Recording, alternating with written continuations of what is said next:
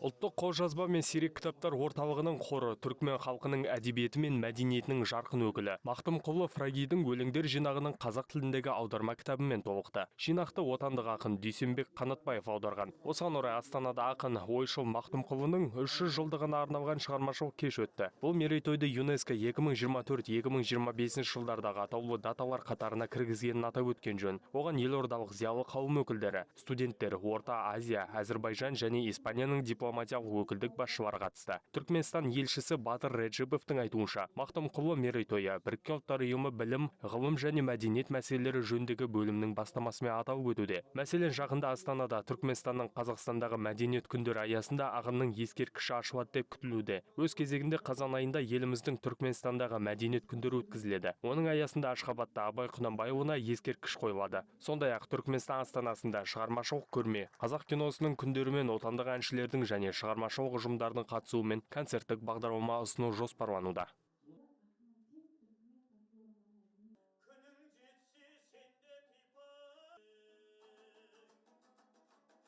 Крупное мероприятие, мы уже работаем над этими, в мае будет.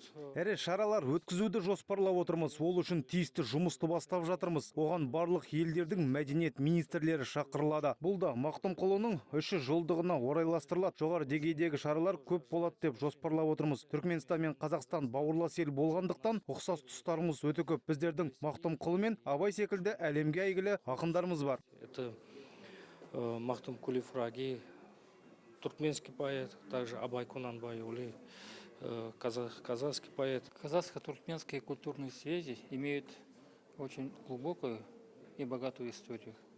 Қазақ-түркмен мәдени байланысының тарихы терең әрі бай. Бұл ретте Мақтымқұлы Фрагидің алар орны ерекше. Мақтымқұлы шығармашылығы кейінгі буындағы қазақ, қарақалпақ және өзбек ақындарына жол сілтеді. Ол Бұхарада, Хиуада танымал Шерғазы мен Көкелдеш медреселерінде білім алды. Бұл ордаларда сол кездің танымал белді ақындары мен өзге де шығармашылық өкілдері білім нәрімен сусындаған. Оның ықпалы соншалық кейбір адамдар Мақтымқұлы қазақ ақыны деп те жорамалдап жүрді. Где обучались и казахские наши тогдашние просветители, поэты того периода.